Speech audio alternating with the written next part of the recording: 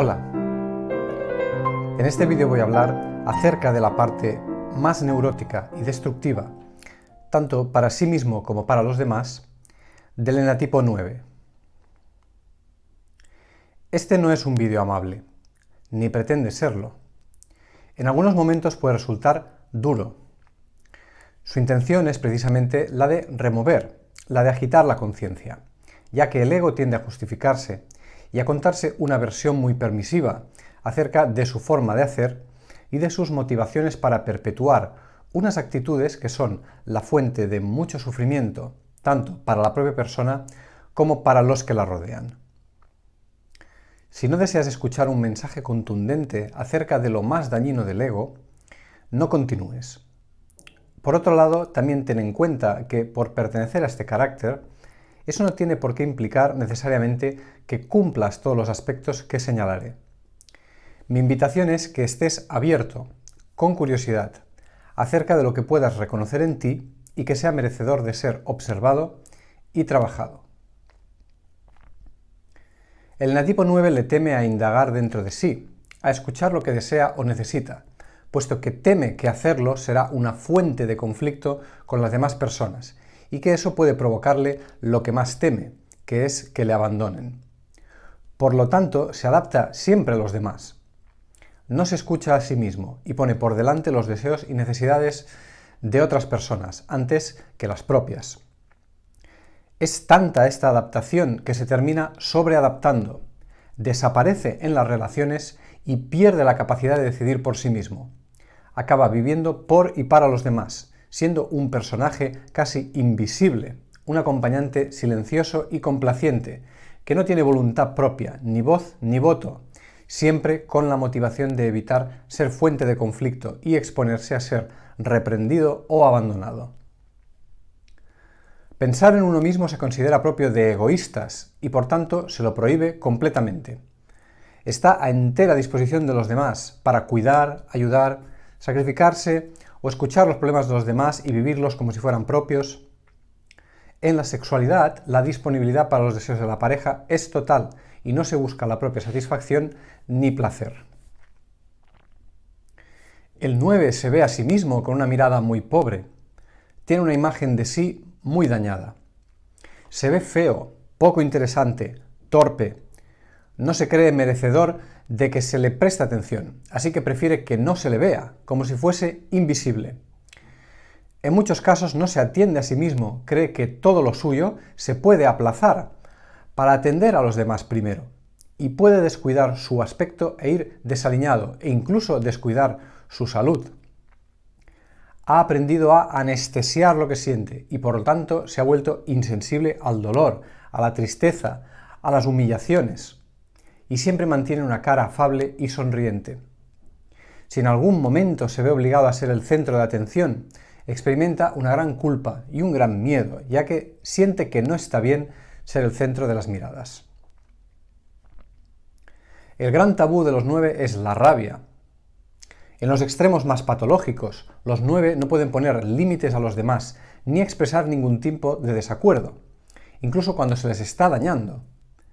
Esto les hace propensos a los maltratos y abusos de todo tipo, y a ser explotados por otras personas. Optan por aguantar, por tragar, desconectarse psicológicamente del dolor y de la humillación, y esperar a que la agresión termine. Pueden pasarse la vida aguantando situaciones que a otras personas les parecerían insoportables, ser maltratados o humillados, y continuar poniendo la otra mejilla. Pueden llegar a darlo todo, incluso privándose de ello para sí mismos. Aguantar tanto y reprimir la rabia de ese modo no es algo que se pueda hacer sin consecuencias, y en su interior guardan grandes cantidades de resentimiento hacia las personas por las que han tenido que tragar. Es una rabia que les hace sentir como una olla express a punto de explotar. En su mundo interno, muy lejos de la mirada de los demás, existe un duro juez hacia las actitudes de los otros. No son inusuales las somatizaciones en el cuerpo, o desajustes, como la migraña, por ejemplo. Su gestión de la rabia es una gestión silenciosa. Su forma de castigar es la de ignorar al otro cuando se sienten dolidos, que suele ser cuando no se valora todo su esfuerzo. Su forma de agresividad es un estilo pasivo-agresivo. En situaciones muy excepcionales, su rabia acumulada puede desencadenar una violenta explosión de ira y de reproche que sorprenda a las personas cercanas, haciendo patente en el fondo su escasa capacidad de regular sanamente las emociones. Los 9 tienen un estado emocional aparente de calma y de dulzura, se muestran afables, pero en realidad es una especie de máscara, un maquillaje. Se percibe que hay una capa de muerte debajo, una insensibilidad. Las emociones verdaderas están prohibidas y profundamente dormidas en el fondo. El nivel de adormecimiento emocional que tienen se logra habitualmente trabajando sin descanso, poniendo el cuerpo a trabajar como una máquina para, de este modo, no pensar.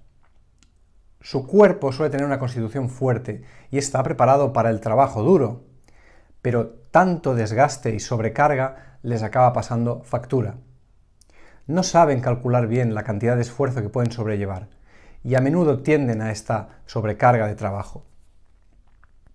También existe la tendencia a adormecerse o no pensar mediante otras actividades, mecánicas y repetitivas, por ejemplo, como ver la televisión, coleccionar objetos, fumar, tabaco, etc. Un gran riesgo es el de abusar de la comida o la bebida, y mediante la ingesta de alimentos adormecer su mundo interno. Existe el riesgo de desarrollar obesidad. En la tipo 9 es muy propenso a tener una gran dependencia emocional. Es tal su miedo al abandono que hace casi cualquier cosa por evitar el rechazo de los demás. Esto le lleva a tener una gran dificultad para tomar decisiones, para actuar de forma independiente o distinta a como lo hacen los amigos, la pareja o los familiares, por ejemplo. Son muy pasivos y posponen exageradamente la toma de decisiones. Se funden con las otras personas y hacen suya la opinión del otro, careciendo de una opinión propia.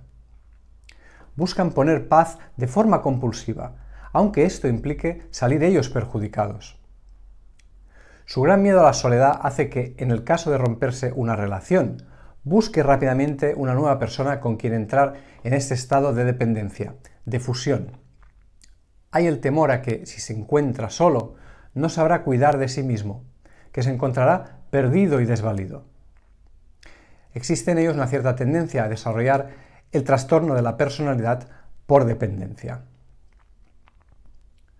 El 9 aspira a poco, se cree merecedor de poco, lo que termina haciendo que lleve una vida muy simple. Sus intereses son concretos y sencillos, busca simplemente que su vida sea rutinaria, que no se vea alterada su rutina y que no haya cambios. Esto le hace desarrollarse poco intelectualmente o tender poco a crecer de forma espiritual y, en definitiva, a que sea difícil que florezca como persona. Es una persona con un riesgo de pasar por la vida de un modo silencioso, sin hacer ruido, sin pedir nada, sin haber vivido una vida propia, simplemente adaptándose siempre a las vidas de otros. Al final puede tener la sensación de haber desperdiciado su vida y su tiempo sin haber hecho nada para sí mismo. Para las personas que le rodean puede ser muy difícil estar con alguien que no se posiciona, que no pide nada para sí, ya que se ven obligados a tomar siempre las decisiones que el 9 no toma, ya que deja siempre la responsabilidad en manos de los demás. Es nuestra responsabilidad recorrer nuestro propio camino de transformación y de sanación, y no es algo que vaya a darse si nos mantenemos en la autojustificación, ni un cambio que vaya a producirse por la acción de otras personas. No querer ver aquello que, con el pretexto de nuestras heridas, seguimos haciéndonos y haciendo a nuestros seres cercanos, no hace otra cosa que perpetuar la inconsciencia colectiva y el sufrimiento.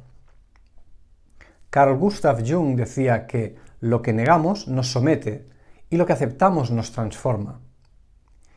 Querer mirar a la cara menos agradable de nuestra neurosis es un paso duro y difícil, pero necesario si queremos tener alguna oportunidad de ser unos seres más conscientes y contribuir con nuestra pequeña aportación al cambio que el mundo tanto necesita.